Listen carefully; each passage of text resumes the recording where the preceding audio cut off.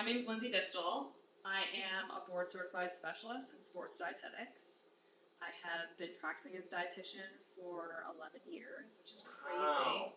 Like, I don't know if you feel this way, but I feel like I'm 16 still.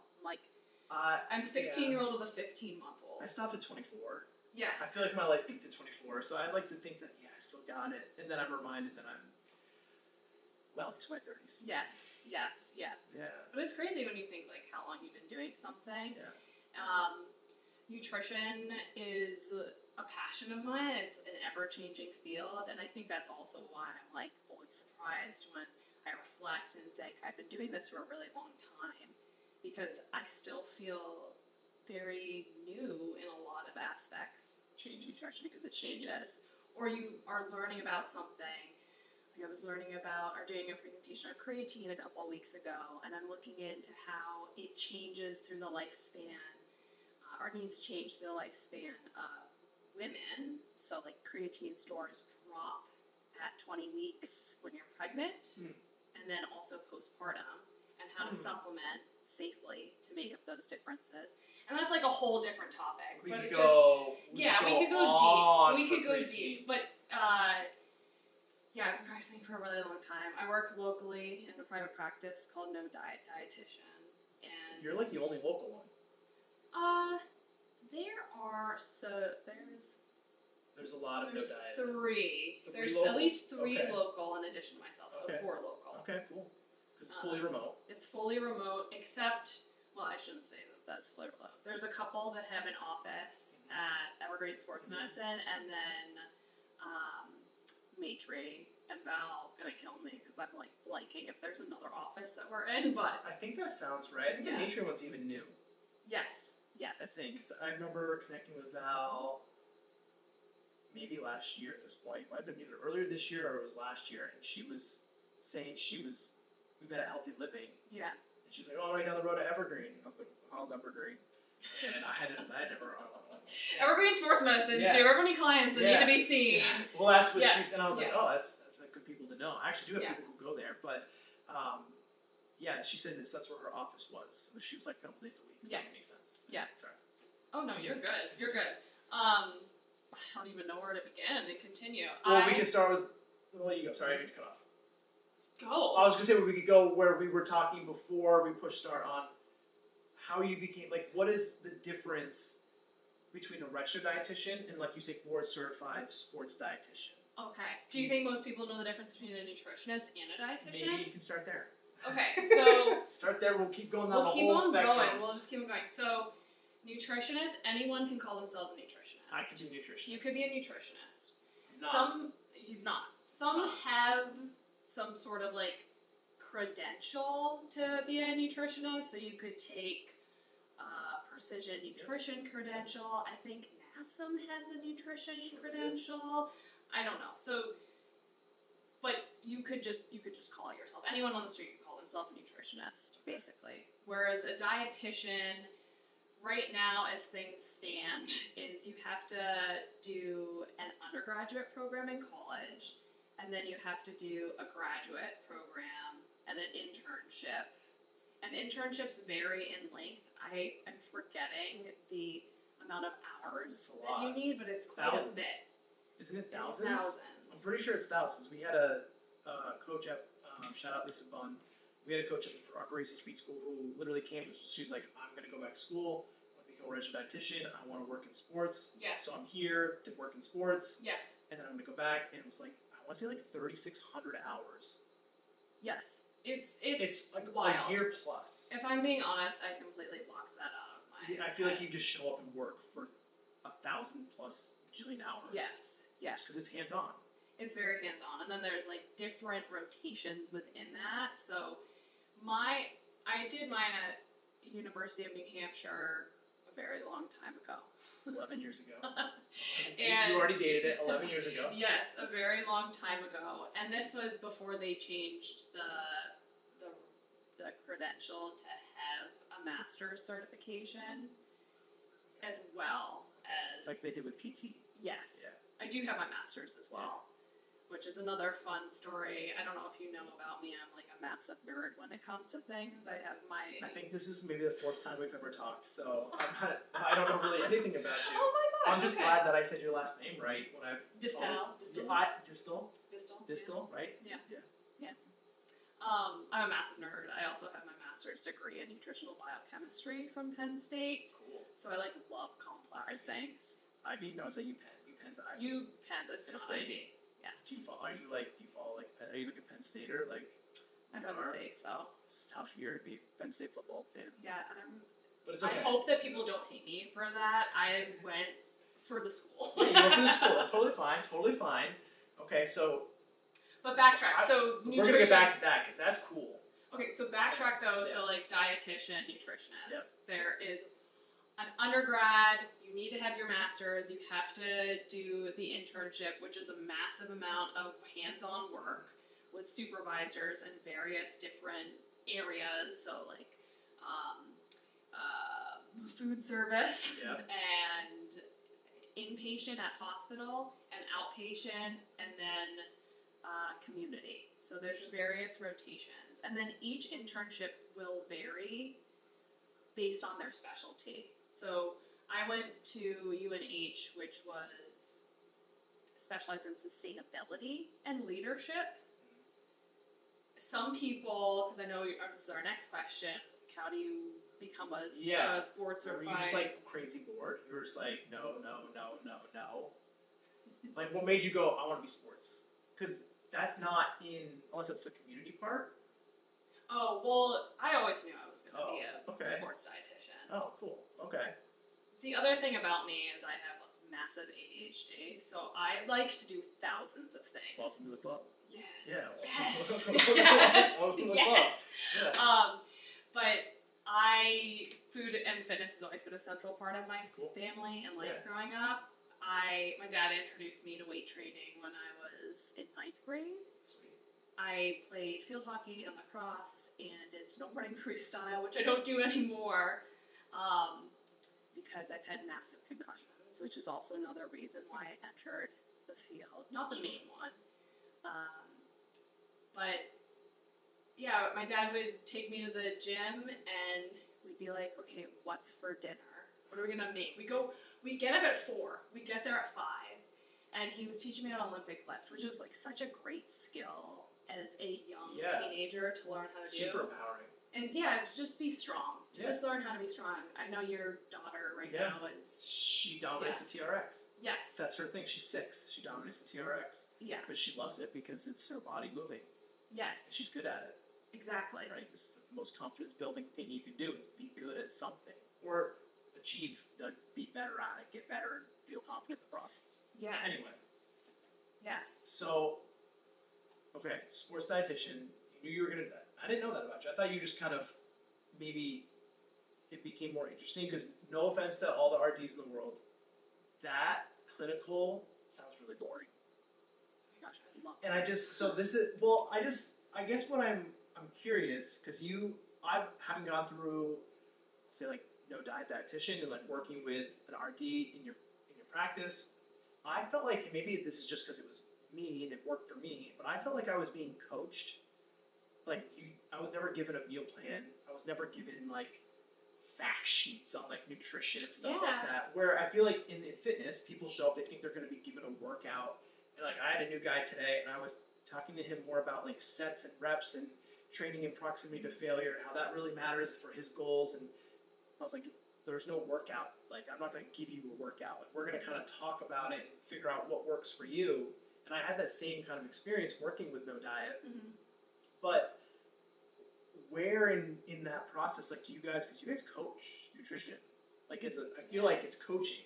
Yes. But where do you feel like that did it come along in that undergraduate and internship? Do they do that? No. So where, was that an evolution for you? Or, because you've It's always been really, so coming back to my reason for entering, nutrition is really personal for me.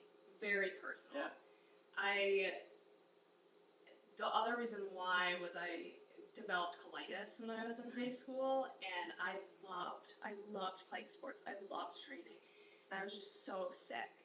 And there were various doctors. I met with different dietitians, and they just like nobody listened. Nobody helped me. Everybody was like, "You have an eating disorder. This is why you are losing weight and, excuse my French, like going to the bathroom so often during the day, or like you're just anxious. That's why." And would just kind of pass it off in their 7-minute meetings with me, and I was like, this has to be done different. You know, I really love listening to people's stories and being like, this is what's going on in your body, and this is why, and this is how we're going to work through this. Yeah. And at the company that I work at right now, everybody does that, which is amazing. Yeah. You know, I thought I was the only one. No, I mean, it's because I come from, I won't name names on the pod, but I come from a different commercial gym background, had registered dietitians, and the RDs there were meal planning. Like, they were like, okay, here's your printout. I was like, well, I don't like this food, I don't know how to cook this one, and I don't have enough time before waking up and coming to work to make this. Yes. And if you say I have time to meal prep at night, well, I work till 9 and I go to bed at 10, so I can be up at 4 to come here at 5. Like, it just, none of this is actually feasible. And she'd be like, well, if you want it bad enough, you'll make it work. Oh my I'm like, gosh. what is this? Like, how do you say this to someone? I just told you I don't know how to cook this. That like food, hurts my heart. But that's what it was like. So I was like, well, I guess this is trash. I'm never referring anyone to you. Yeah. I don't even think this RD is like still there. That hurts my heart. But so it was. What I liked about No Diet was literally, I was like, I had blood work done. I sent it, and it was like, you know, you do like the food journal, like what do you? But it was more like, what do you like? Let's talk about what you normally eat and where we can put in these nutrients that you need to lower your triglycerides and improve your cholesterol and whatever.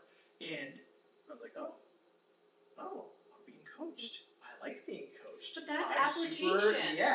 I'm actually learning this and understanding this, and I can still eat 200 grams of protein or whatever, you know, and be totally cool with it. Yes, I can still have scrambled eggs and toast for breakfast. Like, I don't have to cut this out and this out. Like, I don't think it was ever been brought up. Like, don't eat this, don't eat this, don't eat this. It's like, no, just let's add it. Let's try to eat an avocado every day. That was like literally it. Nutrition It was by awesome. addition is amazing. Nutrition by addition. I like that. Amazing. Because when you're trying to do behavior change for people, how do you set them up for success? You always start with a small. Well, you were talking about earlier. You would. Why I don't do nutrition. Oh well, but you were saying it's easier for people to just set a goal with them that's very achievable. For example, walk 5,000 steps a day, or whatever you deem for that specific claim as achievable. And nutrition is very similar, but it's and like training, it's customizable to the person that you're working with. Do you think people don't expect that? Like, when you start with someone, can you tell that they think it's going to be a different experience than what they're probably getting from you? Like, they're expecting one, you're delivering another, and you have probably multiple times where they're just like, you see like their guard totally drop because they're like, this person's not going to chastise me for everything that I've eaten in the last 36 hours. Yes. This person's not going to make fun of me for having crazy blood work numbers that are really unhealthy. Yes. They're actually here to help me. Yes. Yeah, that's crazy to me. Yes. It's wild. The 7-minute doctor thing you were talking about, that is way too real. It is so real. It's gross. It is. Yeah. It really, like I said, it really upsets me because you don't get to know a person's life and kind of their why and what's triggering them to make the change and what their challenges are and what they're doing well, because all that's so important and getting them the results that they want. And I tell people when they come in, I always ask, have you met with a dietitian before? Do you have any expectations? And then if they don't, I'll tell them how we work together and that it's very collaborative, it's a long-term relationship, and whatever they're trying to do, I'm going to help them get there to the best of my ability. If I don't have the tools to do that, for example, I had somebody a couple of weeks ago that was wearing a continuous glucose monitor because they have pre-diabetes, and we have somebody on the team that I work on that is a certified diabetes educator. So, like, of course I'm going to send them to the expert to get more support there. Yeah. So that's a maybe good segue back. So you want to be a board certified sports dietitian. you go through the RD, the registered dietitian internship and board certification Sit thing. for the board certification exam, which is Then another. what does it look like to take it one step further into that specialty? Yes, there's a couple of different paths, and I don't want to. I'll give a little bit of insight to them. I can't remember the specifics. Sure. The path that I took was you have to be practicing for at least 2 years as a board certified dietitian, Okay. and you have to document 2,000 hours in a 5-year period or less. To be considered active, right? Is that like that considers you to be practicing? It's specific towards sports nutrition. Oh, work. okay. So you have to document that, send it off to the Commission of Dietetic Registration. They have to look at that and look at if you've been practicing for a certain amount of time, ask for proof if whatever your log isn't enough. And then they approve you to sit for the board certification exam, which then you have to study for it. Wow. Okay, so it's real deal. Yes. Like, and we were talking about this before we pushed record, like personal training and just how anyone can be a nutritionist. Yeah. Anyone can be a personal trainer, but I hope people listening, people watching understand that when you are looking at starting with a registered dietitian or someone who is a specialized dietitian, the amount of work it takes to be able to just even sit for the test, that's crazy. Because anyone can say they're a personal trainer, and anyone can say they're a nutritionist. You don't need anything. Maybe some states require it, but I'm pretty sure in Vermont, where we are, you can just be it. Yes. And you just can buy membership to the NSCA and get insurance. You don't even need the certification to buy the membership and get the insurance. Yes. Which is crazy scary. It is so scary. And not to mention all of the hours, the internship and the face-to-face. Well, you asked earlier, did you learn that counseling in your internship after undergrad to become a dietitian, not a sports dietitian?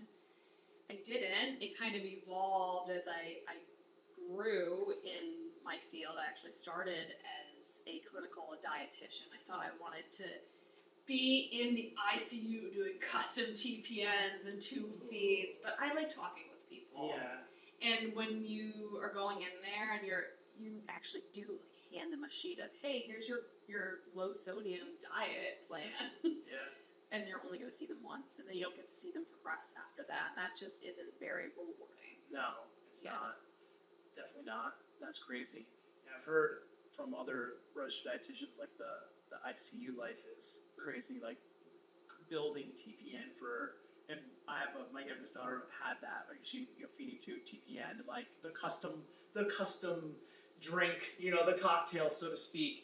And it's crazy how in tune that dietitian is with all the medical providers. So it's incredibly important, incredibly valuable, but it is very secluded. I'll say, like you're not. It's very like you're just in the hospital. Yeah, just in the hospital. You're creating the cocktail, and then that's it. It's a rewarding in a different sense. Yeah, you're literally keeping people alive, but at the same time, you're not talking to anyone. Yeah. Ever. I can see how that would be daunting for people. Yeah. I think about like online personal training, like people who just sit in front of a computer screen all day. That's brutal. Yes. It's brutal. Yes. I have to have the face-to-face interaction with people, or I go crazy. Yes. I need it. Yes. One of my favorite things to do with a client that I've been working with for a while, it's either I will meet them somewhere or we will go in the kitchen together, telemedicine-wise, and do cooking. That's awesome. I love food. That's awesome. I love food. And so I can teach them that skill. Or we will embed activity as a tool I love it. before we talk. So I'm surprised that more because I've always joked with other trainers that I would if a client wanted to I would go grocery shop with them. Yes, I do. That's another thing that I love to do. It's so valuable. That's the most important skill. It's like the ultimate teach a man to fish, you'll feed him for a lifetime. Teach someone to understand what the hell goes into a nutrition label. Yes. You've changed everything. Athletes, same thing. Yes. I mean, not everyone is a Division one athlete. They don't get to just walk into a cafeteria and be like, here's your customized shake. That's cool. But, you know, I worked at St. Michael's for a while. We would go to the dining hall after 6 a.m. lift with a couple teams and just walk around and show them, like, this is oatmeal. Yes. This is a carbohydrate. Yes. This is the omelet bar. This is going to be a great source of protein and fiber with all the vegetables you add to it. And then this is coffee. Try to keep it actually coffee and not a milkshake. Yes. And just kind of like move around, just be like, this is fruit. This is great to eat all the time. Yes. Lots of fiber. We like this. You know, and like just very loosely, just tell them what it is because they don't know. Yes. They're athletes. They're used to being told what to do. Yes. They're in a team setting. So I'm surprised more RDs don't do that. I don't know. Shop and learn. Lunch and learn. I love teach the what and why and how related to the person's why for coming in. Yeah. It's funny how it always comes back to the why. It is. Always. 5 levels of why. 5 levels of why? 5 levels of why. Have you ever done that? No. I don't know if you know that. This is the epitome of like the conversation goes somewhere. 5 levels of why. I'm just like probably like, is it have to do with like the senses, like emotional why? No. No. So someone comes in and they're like, here's a very, very typical client. I want to lose weight. Why? Oh, okay. I've done something like this before. Okay. And then you. Because I want, because my blood pressure is high. Oh. But. Oh. What if, yeah, no, continue. you go, I know. You go. So because your blood pressure is high. But what about your blood pressure being high is troubling for you? I think it's going to impact my health and longevity. Mm-hmm. And I read through your questionnaire as you came in. I see that you have kids. Yes. 2 young kids. Yeah. A lot of times people come in and they will say something like, I want to see my kids grow and Yeah, right. I want to hold my grandkids or whatever. So the 5 levels of why just keeps peeling back the layers of the onion. Yes. Yes, but it gets closer to like what. So then you can keep on going. You're like, well, what about seeing our kids grow? Up? It just keeps super open-ended questions. We would that was something that we would do with Parisi with kids when they come in. We're like, so what do you want to do? Why do you want to get faster? And they'd be like, well, I just know it's good for me. What do you think about getting faster is going to be good for you? Oh, well, it'll help me get to more loose round balls and field hockey. Oh, and how would that make you feel? Oh, it would make me feel really good because I'd be an active contributor on the team. Yes. Like, so you're just kind of helping people navigate past the superficial to like the very, very emotional. The people probably cry. I am known for making people cry. I have a no cry rule. If a client cries in front of me, I instantly refer them out. No, you I don't. do. I did serious. Really? I do. Because so I did it from a different level, where like I should say like I have clients that have cried, but not like crazy deep emotional. Like, I'm not provoking them to cry, but I always tell people like I shouldn't be talking to you something that's emotionally provocative. Like it's one thing to like when you meet with someone and you do want to figure out why, and like with athletes, like you're an athlete, like super like long. There's a lot of longevity into like why being an athlete is like fun and important and always wanting to stay around that athletic culture. But mostly also in today's world, like I try to just be a step away from society. Right, you're in the gym. It's very private. You come up the hill and there's like turkeys outside the driveway at times, or like deer will be out in front of the door. Yeah, it's like you're like in the middle of nowhere. I try to be like just very in the bubble. Like as soon as people come in here, I'm like, take a step out of your life and stress and work and all the crap, and like let's have a good workout because you'll feel better in an hour, right? Like I can totally see that. So that's where because. I told you like with nutrition and stuff, like why I don't do nutrition is because it's so food is everything. It's comfort, it's camaraderie, it's education, it's fun. It's like I know for me when I feed my kids, I feel like really valuable and important. Where fitness largely is like a tool for health, but it's like down the totem pole of like things. I think for me. I actually really like that approach for you because I have some other clients that work with different trainers where I know they had mentioned before that they met with somebody from No Diet or anybody on my team that they would often like dump on their trainer as a therapist. I just don't because it's like there's more important things like fitness. We talk about like added fitness where you train yourself. Yes. It's important. It does a lot of good things to the body.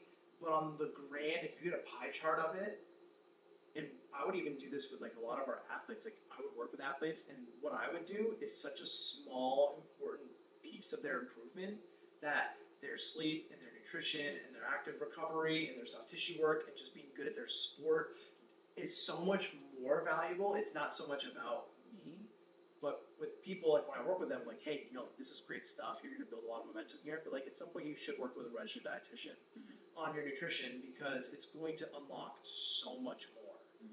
Like you're going to be able to do more workouts because your nutrition is better, and you're going to sleep better because your nutrition is better, and you're going to have improved health markers because your nutrition is better. The fitness stuff, it's super important. I know this. I'm a personal trainer, like I get it, but you can maximize your ability in fitness so fast before you even you have to do all the other stuff to unlock more. I guess if that makes sense. Like if people the average human went on 2 45-minute walks a day, I probably wouldn't have a job. Right? But you need nutrition because if you start layering in more strenuous stuff, you would need nutrition and all the other supplemental recovery and like health pieces that do that. That's maybe, I don't know if that's a hot take. Nutrition impacts the body more than fitness ever will. And I've seen some things on the internet where people say like you can out-train a bad diet. If you normalize diet and you had someone run and you had someone not run, the person who runs is going to be healthier. Duh, right? Like a physical intervention is going to be beneficial, but you're not normalizing diets for everyone. That doesn't happen, right? But you can get everyone that I work with to take 7,500 steps a day. It's an epic tangent. I am good for this tangent. Do you want me to continue on the tangent?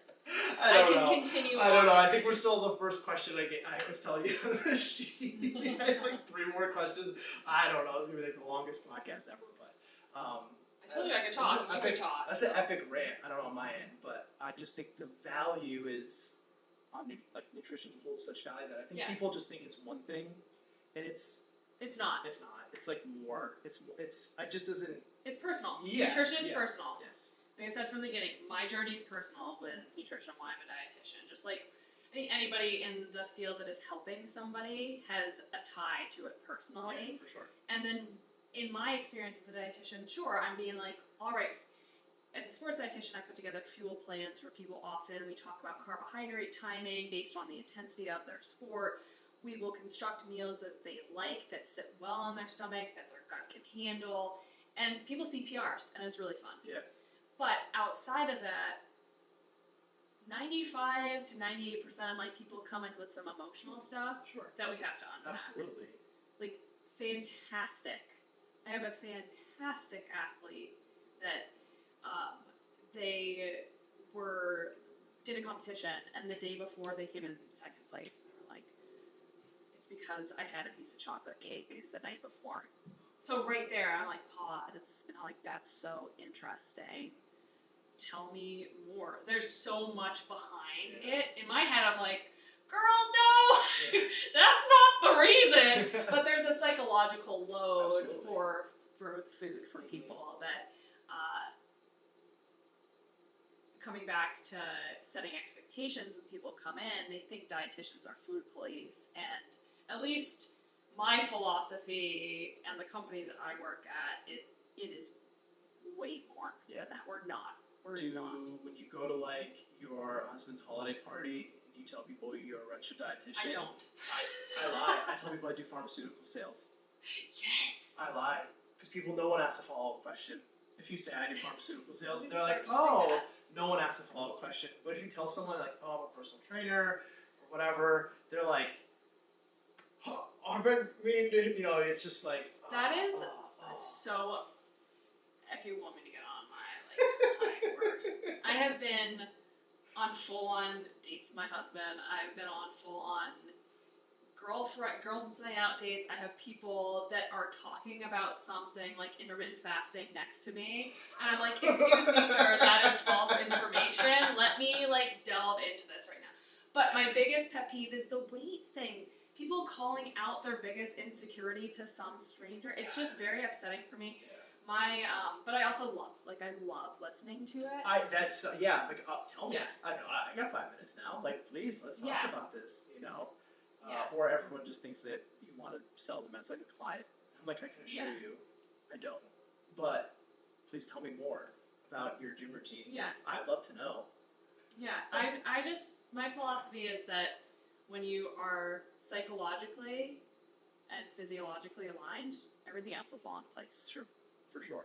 But people put so much focus on the outward appearance, which is fair. I mean, I can't say don't do that. We live in a society that puts so much pressure on the way that people look. Mm-hmm. You're a personal trainer. I can say that I've had times where people have come up to me and have made comments about my body, and I have said, please do not comment about my body, and if I wasn't in the field that I was in, I wouldn't be able to have the bandwidth to even think that that was a possibility. But it just, if you are trying to optimize your performance, there is no one body size. It's very true. Or your health. Go to a local 5K. Yes. And you will see every type of human being there, and it's awesome. Yes. Go to the local YMCA and watch pickup basketball. You will see every size of body there because it's a non-professional league, and you'll see the 5'8" person and the 6'8" person and the person who's never played, the person who has played with basketball shoes, without basketball shoes. But yeah, it is interesting because most in fitness, people do, and even athletes, certain body types are rewarded. Yes. And it's hard to tell people, even youth sports have weight limits on certain positions, like youth football. Right? You can only, wrestling is weight divisions. I believe gymnastics doesn't, but body types are rewarded for sure. Height specifically, you're too tall for this or whatever, right? You're tall, you must play volleyball or basketball or whatever. So, you see it where that's the hard part in sports performance because body type kind of pushes you to be better at certain sports than others. And it's just the way it is, I guess, which is a really crappy answer for anything, but it is hard to navigate that with people on the performance side because weight, muscle mass can be either a huge benefit or a detriment depending on what. Yeah. It goes both ways. We've had offensive linemen, and they're like, I have to be 300 pounds. It's in my scholarship. They have weight limits. Yeah. And they're like, okay, I guess you gotta weigh 300 pounds and run a 504. I mean, we'll make it happen. Yeah, I'm not saying gotta that we do can't it, but make it it's happen. so crazy to see versus a gen pop, which is actually the next question. I don't know if we're ready for the next Let's question. do it. So we can stay on all this stuff forever. Yeah. You and I at the Lindsay Casey show. We'll have to do a couple more. We can definitely do as many as you would love to do as many as you'd like to do. For a gen pop person, a general population human being, in an athlete, do you think there are key differences in that diet? Massive difference. I will get on a soapbox about relative energy deficiency in sport. Hell yeah. Over and over and over and Let's over talk again. about Relative energy deficiency in sport. Is that red S? Yes. Okay, so it used to be the female athlete triad. Oh. Yeah, it used to be the female athlete triad. Now known as relative energy deficiency in sport to encapsulate male and female. Yep. Okay. And other genders. But if you're not eating enough, you're not going to have basically enough to optimize your immune function, to help your bone health, to help with mental acuity and function during your sport, to sleep well. If you are a female, you might not menstruate, but you might menstruate. There's a lot of downstream health effects if you're not getting in adequate calories. So the biggest difference is the energy difference. And I see more so in my high schoolers when they're involved in a school setting where it's pretty common that high schoolers compare their bodies to other people, at least in my experience, and they see their friend that isn't running for an hour a day eat a meal, and then they're like, I'm so hungry, and they feel kind of bad eating more. Yeah, for sure. So I would say there is a massive difference in somebody's energy needs. A general recommendation is 40 to 45 calories per kilogram body weight. And if you're listening to this and you're like, I don't know what kilogram is, divide your body weight by 2.2 if you're an athlete, and then multiply by 40 to 45. And that's your like sustainable calorie range for an athlete, an active person. Active person. What does active mean? Oh. Like, are you an active person? I would categorize myself as an athlete. Okay. It is, there's no definition in the literature. Huh. But if somebody is actively training towards a goal, I would categorize them as an athlete. Okay. If somebody is if they're active 5 days a week for an hour or more, I would still consider relative energy deficiency and use that as a guideline, that calories. Sure. Because it is going to be individual. It's like the biggest asterisk on all this, right? It is going to be individualized to the person. Right, because I say an hour, it also depends on your heart rate and how hard your heart is beating during your activity. So maybe an hour of weight training with rest in it, you might not have the same expenditure as an hour of running up a mountain. Yeah.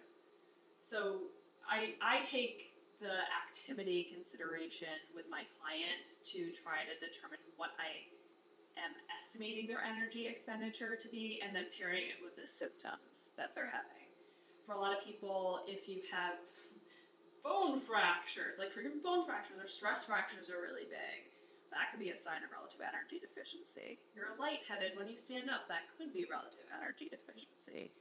You don't sleep well, that could be So relative funny, energy deficiency. You're like, this is all me. Those are like, well, it's definitely not me. Okay. It's just great. But Right. like, I think of like, I think of me, like, just in like a calorie deficit, like, trying like losing weight. Like, yeah, you're sleep like shit. You might get lightheaded, and it is the exact opposite of what you don't want on like the gen pop to athlete spectrum. Yes. Right? So what you're in line to, like, oh yeah, that's like super normal when I'm like trying to lose 10 pounds, or when I was like losing weight actively or something like that. Like, I'm like, yeah, those are all pretty normal, like, to experience. But now I think of like with performance goals, that would be like the worst. Like, that's the worst. Yeah, you need to have a reserve. You're just in a downward spiral. Like, the second you're not sleeping well, the second your body's not recovering, like, what? You're done.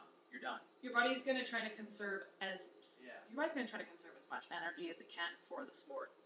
So if you are not getting enough in, the biggest misconception that people have, or I shouldn't say the biggest, but I often get people that are like, I'm trying to lose weight for my sport, and they're just like not eating enough to sustain their sport. And then the detriment there is they're also losing muscle mass that's going to drive their performance, because protein is the only other macronutrients being carbohydrate, protein, and fat that can be converted into glucose in the bloodstream. And when you are performing at such a high level, you require glucose for energy. Okay, I have to pause. I have a question. Yeah. So you say, like, so obviously carbohydrates can be converted into glucose. Yeah. Protein can be converted into glucose. Yes. So then what's the big deal with, like, when people talk about, like, oxidating fat to energy? Like, what is that? Is that a thing? Beta oxidation is a pathway. But that doesn't help in sport. it depends. Because it doesn't produce glucose. It depends. So Okay. I love this. This is another Okay. tangent. I'm like, no, Lindsay, there's no gotcha questions. I'm like, hold on. Talk to me about fat oxidation real quick. okay, so yeah. And then let me kind of go in mine and you ask more clarifying questions. Sure. So there is glycolysis and beta oxidation. These are two processes that your body uses to produce energy, also known as ATP. Yeah. We are going back to day one Day one, of chemistry Yeah, or let's bring up biology. the Krebs cycle too. Let's throw in the Krebs cycle. Your muscles to contract need ATP. Yes. To have that cross bridge linkage. ATP is more easily going to be generated from glycolysis, Yes. using carbohydrates for Yes. energy, specifically at a higher heart rate. So I kind of think of like if you are running and your perceived rate of exertion is above a 7 out of 10, you're probably above 60% of your VO2 max, or how hard your heart is working. Yeah. So there you're going to be using glucose as your primary fuel source. So think of a 10K runner. They're going to be using glucose. Beta oxidation, if you're doing, my client that's doing a 220 miler, they are probably at some point going to be doing beta oxidation. Sitting here right now, I'm doing beta oxidation because I'm operating at a low heart rate. But the whole like fat adapted or like burning fat for energy, it really depends on the sport that somebody's doing. Okay. So ask more clarifying questions. No, that explained it. Because I hear these things, and some of it doesn't necessarily apply to like athletic performance per se, but people will be like, obviously like the fasted cardio thing, and they're like, well, it's gonna burn more fat. I'm like, it doesn't. That's not what that means, though. I think it's where like the verbiage of what we hear versus what actually happens. That game of telephone in fitness and nutrition is rampant. Yes. And people hear it's fat burn. I mean, you'll see like I have a MyZone heart rate strap, and that's what it'll be like. You're in the fat burning zone. And I'm like, what the hell does that even mean? Like, what are you talking about? I'm at like 55% of my heart rate. Like, no, I'm just barely alive. Like, what are you talking about? It's all in language. Yeah. That's why I use beta oxidation when I'm explaining. I'd rather people use that because if they hear the word fat, they go back to emotionally. They're like, what do I have to do? Okay. What do I have to do to get rid of it? But I love run 220 miles. I'll do it. I'm a biochemist, so I'm like, you don't burn fat. It doesn't. It shrinks. Yeah. The cells don't ever leave your body. They just shrink. Like, burning fat is not an actual, like, it doesn't make sense to my brain. People say, like, it goes out of your body like carbon dioxide, but the cells, again, like, your body doesn't just get rid of cells. That's bad. Yes. You don't want that. Yes. Like, your body, your muscles, like, atrophy is bad.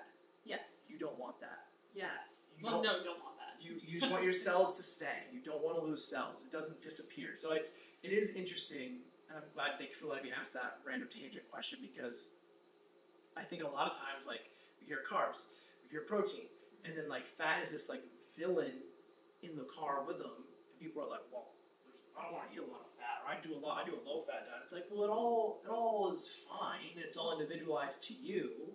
When I improved my health, this is my personal N equals 1, right? My own personal anecdote. I was eating a high fat diet, and as a byproduct of that, I was lower in protein. I was closer to like 0.7 per gram versus like 1.3 or whatever like I was at before, which I would say was a higher protein diet. I was like lower in protein, lower in carbs, but only because I was higher in fat, because I was eating fiber sources that came from fatty items. Yeah. So it's like, again, it's super individualized. Like, you can't just say like what works for this person is going to work for this person, what worked for you is going to work for me. It doesn't work like that. So you have to do the whole teach a man to fish, feed him forever type approach, which people don't typically want to do. Which is also like my other maybe one pet peeve with sometimes different nutritionists is like they take their personal experience and leverage it towards their client without looking at the full picture of what are their labs, what is their lived experience, and it is painful. It is painful to have clients come in and then. Well, I will say I'll keep my thoughts off camera for that one, because that is fitness. Yes. I mean that is fitness in a nutshell, but it's that's one thing that I love about Shameless with Parisi is it's a training system that's been adapted to specific skills, right? Yeah. So it's like the skill of speed and acceleration and max velocity and multi-directional speed. It's like niche enough, broad enough that can be layered into the individualized, like how a football player runs is different than a track athlete, but they're going to do similar. They still need the carbs, the protein, the fats, right? That's still going to be your leg turnover, your foot strike, how the hip works. So it's like the generalized approach versus like, here's the very specific exercises you need to do. And coaches get pissed because we have a bank of exercises. Yeah. It's like 1,000, right? But how it's like squatting. What kind of squat? What kind of bar are you using? Like, there's so many nuanced things to it. Yeah. What works for you, right? But the person that's like, you're gonna barbell back squat, and it's gonna be a high bar position, and you're gonna squat to 2 inches below parallel. Everyone's gonna do that. Well, what about their femur leg? It might not work. Or like, it might not their work. ankle mobility. It might not work. Yeah. So, yeah, that's wild. That's a true pet peeve. It is a true pet It's a peeve. true pet peeve. But going back to your like difference between Gen Pop and athletes, so energy is a big one. Protein needs could increase, and that's just because every time you work out or you're training, you're ripping your muscles. Yep. So you need a bit more to help stitch them back up. You need those amino acids, that protein, to help stitch it up. So general population, the RDA for protein is 0.8 to 1 gram per kilogram body weight. And then for athletes, typically endurance athletes, we would do anywhere from 1.4 to 1.6 grams of protein per kilogram body weight. And then for my strength athletes, I'll do anywhere from 1.6 to 2.2. And it highly varies. Yeah, for sure. So much protein. I know. I used to eat 2 grams, or I was like a gram per pound of body weight, up to like 1.5 grams per pound of body weight. I felt so bad. Well, that's the individualized. So bad, yeah. It's just it sits so hard. It's gross. Didn't feel good at all. Can we take a quick tangent on sugar? Yes. Can we talk about sugar? I love to talk about So, and this can be a yes or no question. Are all sugars created equal? This is going to be a long tangent. I know. Because all sugar is sugar. But I feel Yeah. like sugar is vilified. And I Sugar don't is know if vilified. it should have been or should be. I don't know. But I think everything has a place in the right. That's kind of the theme here. Like everything has a place for the right person at the right time. But how often do you have to navigate with athletes specifically the notion of, oh my gosh, it's sugar? Like, I just think of like orange juice. Like people are like, oh, there's so much sugar in orange juice. I'm like, I like orange juice. You know, but like especially after a workout or before a workout. It's all in the context. Yeah, so much context. Okay, I'll just pass the torch. So passing the torch. Yeah. Sugar is all metabolized the same. It's all broken down the same. All sugar is the same. In It's a way. like metabolized Yeah. the same. So All table sugar. sugar, maple syrup, honey, all metabolized the same way. Write that down. The context of when you have carbohydrates, simple sugars are really great for athletes. The closer they get to your workout, let's talk about when you're working out. You actually have blood flow that's diverted away from your digestion. And a pre-workout snack of a simple carbohydrate source like maple syrup or like a gummy or like even orange juice. I might not suggest orange juice for somebody that has acid reflux but that could be a really helpful boost to maintain your blood sugar level to help your muscles with that cross-bridge linkage and power production. So it is really all within context. I do have to navigate that a lot with my athletes. There is no recommendation of how much added sugar active individuals should be having throughout the day. And that is probably because activity levels vary so greatly. My ultra endurance athlete has about, for the 220 miler, we've calculated about 300 calories worth. So actually, no, sorry. Let me go back to grams. They're having 90 grams of quick sources of carbohydrate an hour during their training. So both before and during your training, when you don't have blood flow that is going to your digestion to help break more complex carbohydrates down, like brown rice or whole pieces of fruit or a whole grain toast, you need quick sources to maintain that glucose level. Yeah, and I think that's why I mean like it gets vilified. I don't think it should have. But if you're like a soccer player and you're playing your starter, you're playing the full, like your nutritional needs is different than the person on the bench, right? Like, I think that's when we talk to athletes who are training, and they're like, well, I'm going to go play pickup after this. Yeah. And we're like, whoa. Like, you can't come here and train for an hour to 90 minutes and then go to pickup. Like, you're insane. And I'm like, what are you eating? And they're like, oh, I'm going to go to the vending machine. We're like, oh, man. Or maybe they don't eat something. We guilted them into going to the vending machine because they weren't going to do anything, but we asked, and they're like, I want to go to the vending machine. Like, cool, okay, we're going to walk you there, and we're going to find whatever, and it does end up being, like, fruit snacks and whatever, and then they're like, well, this is gross food, and I'm like, well, this is what your body needs right now, is really none of this there's too much activity for your nutritional, what you put in your body, but you need something your body can actually use because you're going to go play another 60 minutes of pickup basketball or soccer, whatever you're going to do. And like, that's harder than what you just did in 90 minutes because it's constant, like the heart rate, just like heart rate high the whole time, etc. So I like to ask that because it is probably the number one question that I get. And I have clients that just get mad, and athletes that get mad when I just say it depends, or parents.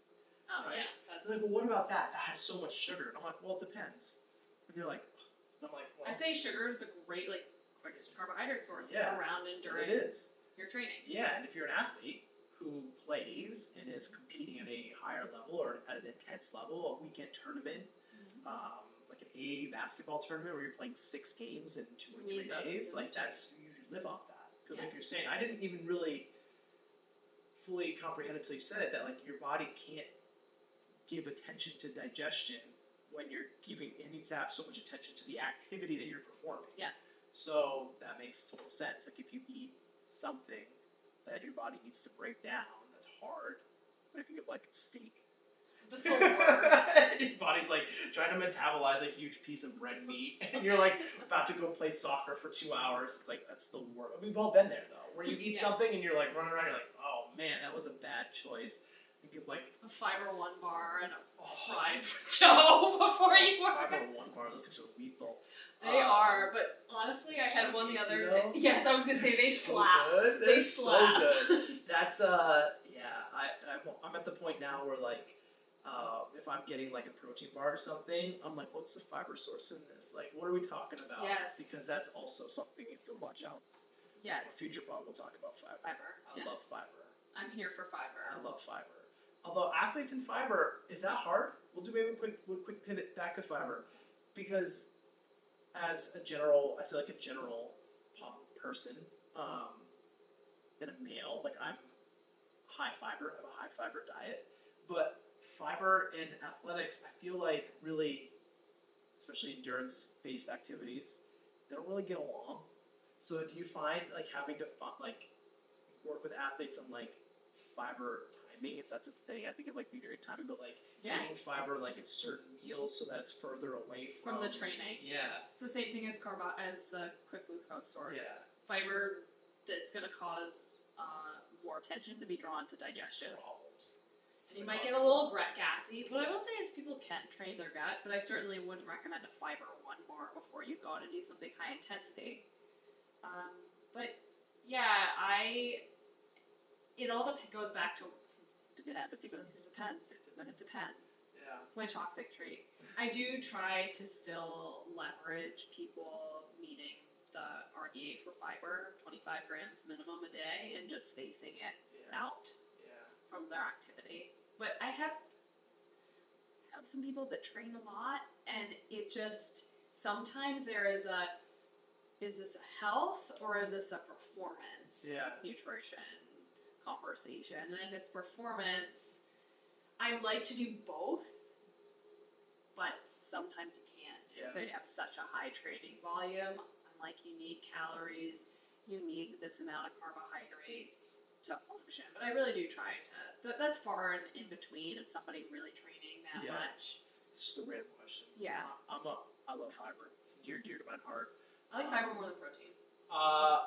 It's probably getting to that point where I think fiber is the most like underutilized macronutrient. Yes. I think it's probably protein is there. But protein's hot in the streets right now. Protein's always hot. I still love Starbucks protein. added protein to their cold foam.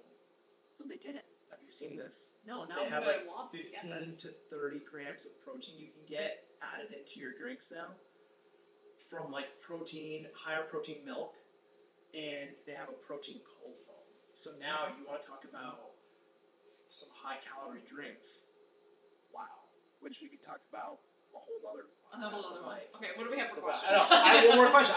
Okay. It's a game. It's a game that I've only played with you. It's called If I Was a Genie.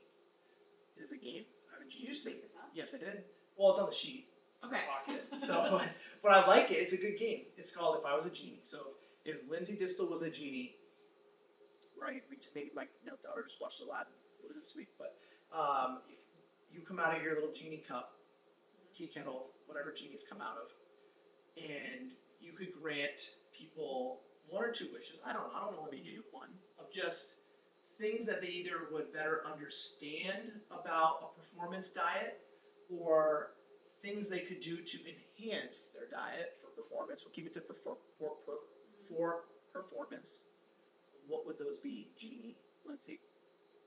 Does that make sense? Did I explain that right? You did. The genie, you're gonna give them your wishes instead of them asking you for wishes.